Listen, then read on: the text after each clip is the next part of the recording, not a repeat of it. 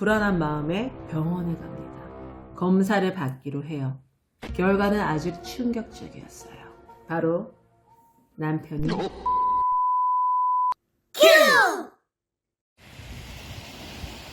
안녕하세요 여러분, 아내 맘이에요. 여러분, 4,000명을 달성했습니다. 기념파리 누구랑? 나 혼자. It's party time! 즐겨. 그냥 즐겨. 오늘은 내 날이야. 누구 눈치 보지 마. 그냥 나잖아. It's party time! Yeah. 오늘은 내 날이야.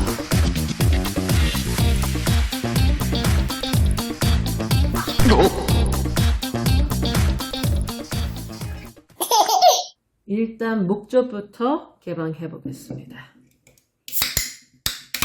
아, 청량한 소리 좋다. 짠! 이게 행복이야. 육태우 맥주 한 잔, 이게 행복이지 뭐. 여러분, 앞으로 1,000명씩 돌파할 때마다 이렇게 여러분이랑 가볍게 수다하는 이런 시간 좀 만들어 보려고 해요.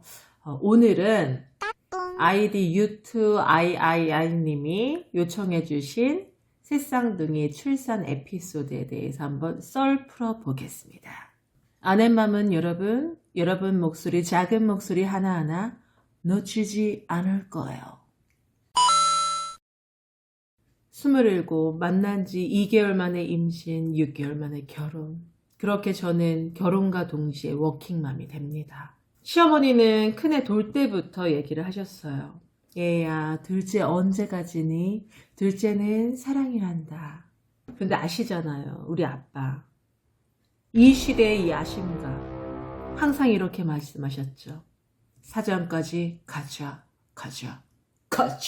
그리고 저도 신입사원이었기 때문에 제 일을 이제 시작하는 단계에서 좀 욕심이 많이 있었어요. 그래서 철저하게 둘째 계획을 미뤘습니다. 그런데 열심히 살다 보니까 어느 날 갑자기 보니까 아이가 벌써 큰애가 5살이 된 거예요. 좀 많이 외롭겠더라고요. 그래서 둘째를 결심하게 된 거는 정말 순전히 큰애를 위한 거였어요. 제가 누군가요? 아내맘입니다. 한 방에, 그것도 한 번에 큰애를 임신한 바로 저입니다. 저는 다른 건 몰라도 임신에는 모르겠어요. 자신감이 있었어요. 그냥 내가 문만 열면은 어서 옵쇼! 바로 그냥 둘째가 찾아와 줄 거라고 생각을 했습니다. 하지만 그것은 저의 오산이었어요. 임신을 계획한 지 한 달, 석 달, 6달이 돼도 아이가 찾아와 주지 않았습니다. 어느 날 좀 불안하더라고요. 그래가지고 좀 불안한 마음에 저희가 병원에 갑니다. 검사를 받기로 해요.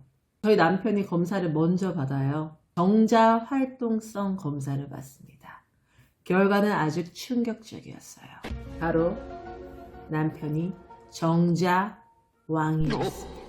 남편의 정자 활동성이 대한민국 상위 5%에 들 정도로 아주 우수하다는 소견이었어요. 하지만 여러분, 오해하지 마세요. 정자왕과 정력왕은 다릅니다. 아, 그럼 문제는 나한테 있는 건가? 그래서 저도 병원에 갑니다. 저도 검사를 받아요. 근데 저도 문제가 없는 거예요. 아, 그때 임신이 쉽지 않은 거구나. 처음으로 느꼈던 것 같아요. 어느덧 임신을 계획한 지 1년이 다 돼갑니다. 둘째는 우리 운명이 아닌가 보다. 우리는 여기까지 했으면은 마음을 좀 비우자. 그렇게 저희가 마음을 비우기로 하고 여행을 갑니다. 그것도 아주 멀리 알래스카로 떠납니다. 그리고 거기에서 정말 마법처럼 아이가 찾아와줘요. 그래서 저희 3등이 태명은 알래스카입니다. 병원에 처음에 딱 갔는데 처음에는 하나라고 했어요. 분명히 2주 후에 갑자기 다른 아기집이 이렇게 보인다고 하더라고요. 또다시 2주 후에 또 정기검진을 갔는데 의사 선생님 표정이 좋지가 않은 거예요. 너무 심각해, 막 그냥 썩었어. 그래가지고 마음이 막 졸여가지고 이렇게 보고 있는데 딱 하시는 말이, 나머지 한쪽 수정란 알이 분열이 된 것 같다. 그래서 새쌍둥이다. 그런데 이 새쌍둥이 임신은 산모나 아이에게나 모두 위험한 임신이기 때문에 선택 유산을 하기를 권한다. 일단은 초이스가 두 가지가 있는데요. 하나는 일란성 2개, 나머지는 이란성 하나. 어떤 거를 제거하시겠어요?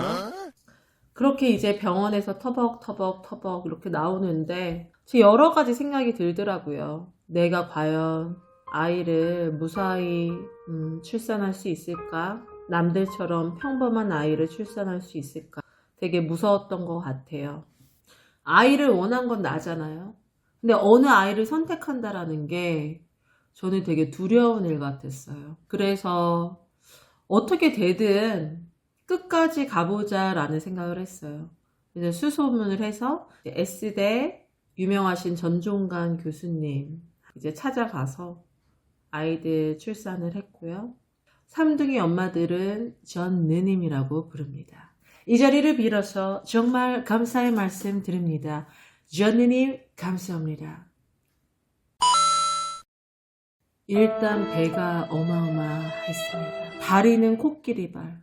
나중에는 혼자 일어서기도 힘들고 정말 누가 이렇게 일으켜줘야 되는 정말 그 수준까지 왔었어요. 우리가 임신하면은 초음파 볼 때 제일 설레잖아요. 그런데 삼둥이 초음파는 곰이에요, 곰.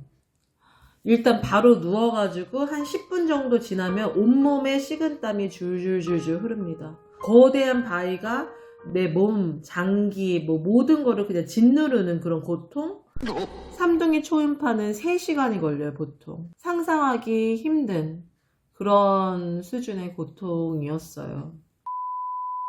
제가 몸이 너무 부어가지고 손가락도 제대로 굽혀지지가 않았어요. 냉장고에서 이제 김치통을 꺼내다가 떨어뜨린 거예요. 완전 그게 깨져가지고 119 불러가지고 들것에만 실려가가지고 응급차 타고 제 발가락을 6바늘을 꿰맸었어요, 그때. 보이시나요?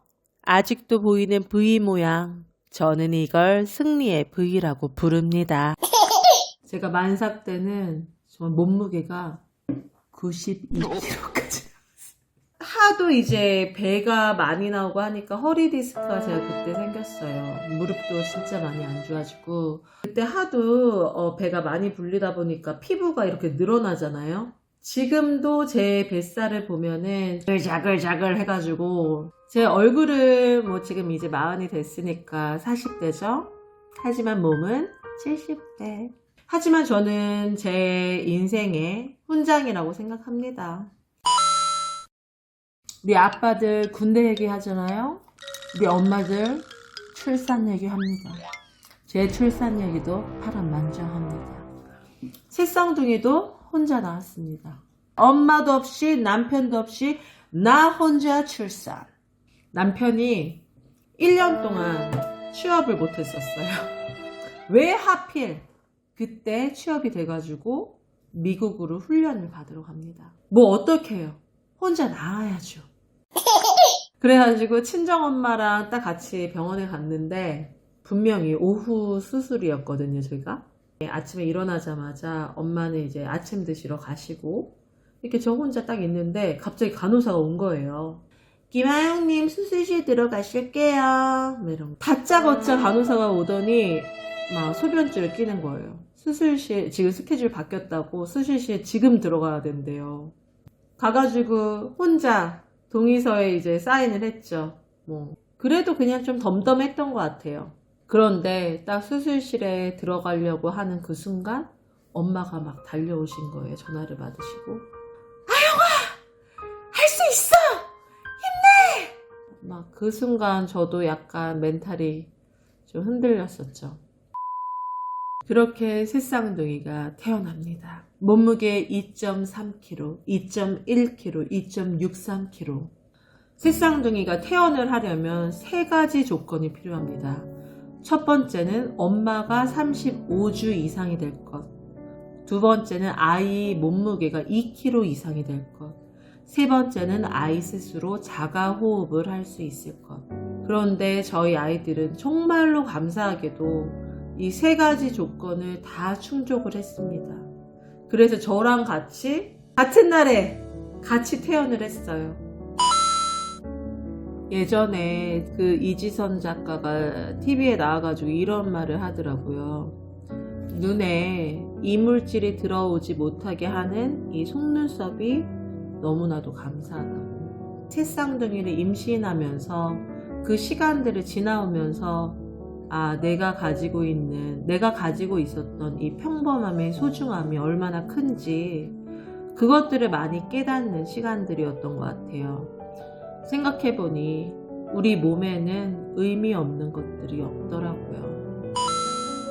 우리 첫째, 우리 둘째요, 우리 셋째요. 내 몸 10개를 다 내주어도 아이들만은 건강하기를. 삶이 힘겨울 때마다 나는 꼬깃꼬깃 접어두었던 그때의 마음을 다시 열어본다. 모든 일에는 의미가 있고 모든 고난에는 배움이 있었다. 엄마가 되지 않았더라면 몰랐을 그 기쁨, 그 가슴 아픔, 그 경이로움, 그 성취감. 그토록 많은 감정들을 나는 엄마가 되어 배운다.